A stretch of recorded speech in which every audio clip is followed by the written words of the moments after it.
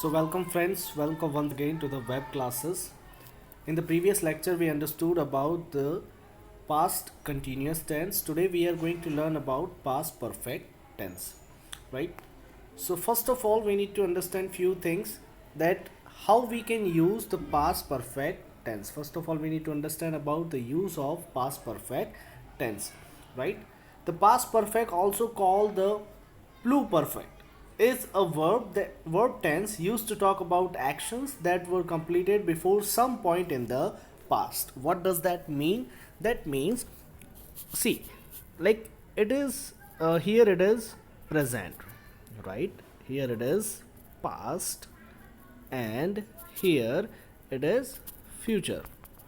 So it is the past perfect tense is indicating about a particular time or particular action that has happened in the past at a particular time, right? Before some time we can say also like that. Moving further, we have some examples for you, right? That we were shocked to discover that some had graffited. See, here it is written had, right? We can say here it is written had graffited. Tootles was here on our front door. We were relieved that Tootles has used washable paints. See, here it is written had used washable paint. So what does that mean? It means this action has performed a few times before in the past. Okay, moving further, we need to understand how to formulate the past perfect tense, right? How we can make past perfect tense, how we can form the sentences in past perfect tense. So here we have the formula for past perfect tense is had plus past participle, right? What does that mean? We need to put had plus v3, right? In the common language we can call it verb third form of the verb, that is past participle, right? It doesn't matter if the subject is singular or plural, the formula doesn't change. The main thing that you need to remember is this, right? Sometimes we can have a confusion between have, has, and had, right? So what should we write whenever we are talking about a past perfect tense? It is had, right? In the present perfect we use has and have, but we use have with plural, right? And we use has with singular, right? So in the past perfect tense we don't need to change anything. We will always use had, whether it is plural or the singular. Okay, I hope you have understood this. Moving further, here is case 1, like where we can use the past perfect tense as well. Imagine waking up one morning. Here it is a case, like we can have an idea about the scenario. Imagine waking up one morning and stepping outside to grab the newspaper. Like you are waking up in the morning and you are going outside to grab the newspaper. On your way back in, you notice a mysterious message scrawled across your front door. Whenever you are coming back into your house, right, you are noticing a mysterious message that was on your front door, right? That was where? That was on your front door. Tootles was here. It is written Tootles was here. When you're telling this story to your friends later, right? Tootles was here. It was written there, right? Suppose this is a door. Here it is written Tootle was here, and you are describing this thing to your friends, right? To your friends later. How would you describe that moment? How would you describe that moment? Just check it, right? For example, you might say something like, I turned back to the house and saw that someone named Tootles had defaced my front door, right? So someone named Tootle has defaced. Deface means to break something, right? To break the breaks anything, a particular thing. Here it is written breaking, defacing the front door, right? So Tootle has done that, right? So we can see, we can just describe this thing to our friend whenever we are talking about him. Moving further, here is a case 2. So here is a case 2. another time to use the past perfect is when you are expressing a condition and a result. Suppose you are putting a condition and its result. You can also use the past perfect tense. For example, we can understand, if I had woken up early this morning, I would have caught turtles red-handed. So here it is a condition. If I would have woken up earlier this morning, and this is a result, right? That I would have caught turtles red-handed for defacing the front door, right?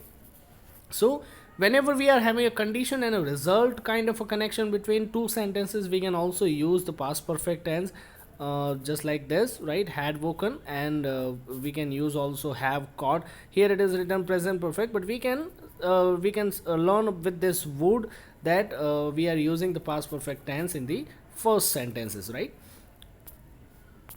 Moving further,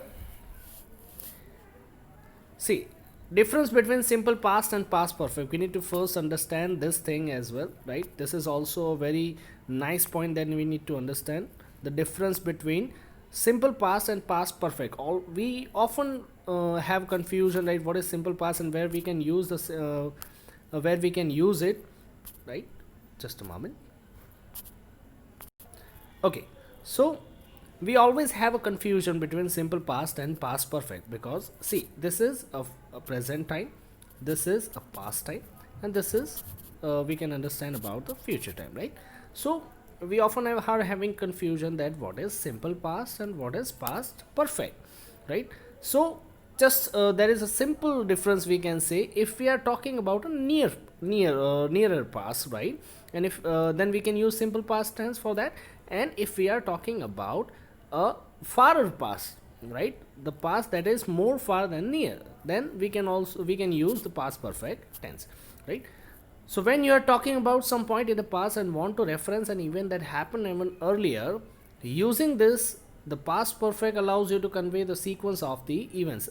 Here is a point that we can understand about the difference between the simple past and past perfect tense as well, right? So even if we are talking about more earlier happening things, right, or more earlier happen things, we can say, then we can use the past perfect tense to convey the message about a sequence of events, right? There are many events, maybe we are talking about two events, then that is a sequence, right? This is happening first and this is happening second, then we can use the past perfect tense to talk about. In the simple past tense, we are just talking about a particular event, and maybe if we are talking about two events, then those both the events would be like separate, right? They are not connected to each other.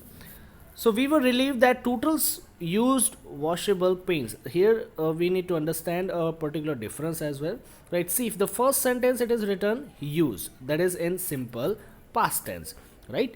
So we were relieved that turtles had used washable pens. Here it is written used, had used, I'm sorry, and it is written in past perfect. So what is the difference between these two sentences?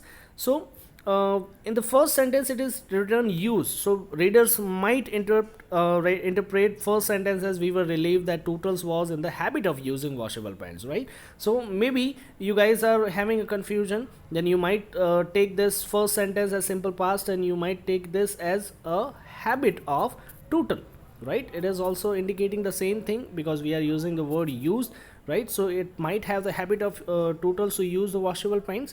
But in the second sentence it is totally different. In past perfect we are using had plus used. That what does that signify? That signifies that he was not having any kind of habit, but he had particularly used the washable paints, right? So that is why it is written here had used washable paints.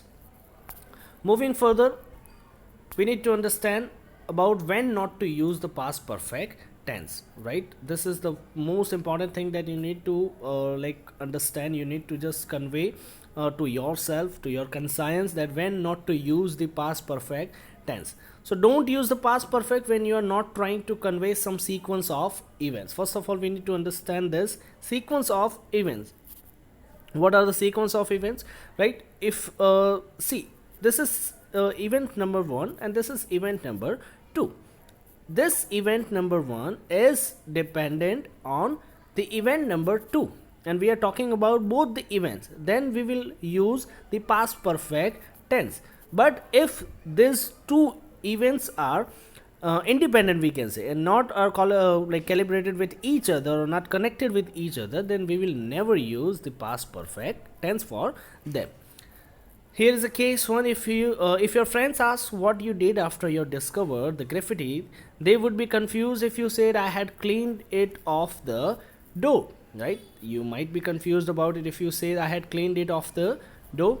They would likely be wondering what happened next, because using the past perfect implies that your action of cleaning the door occurred before something else happened. But you don't say what that something else is. See, here you said I had cleaned it off, then you might have a confusion, or your friends might have a confusion, that there must be a second event that you might talk about, right?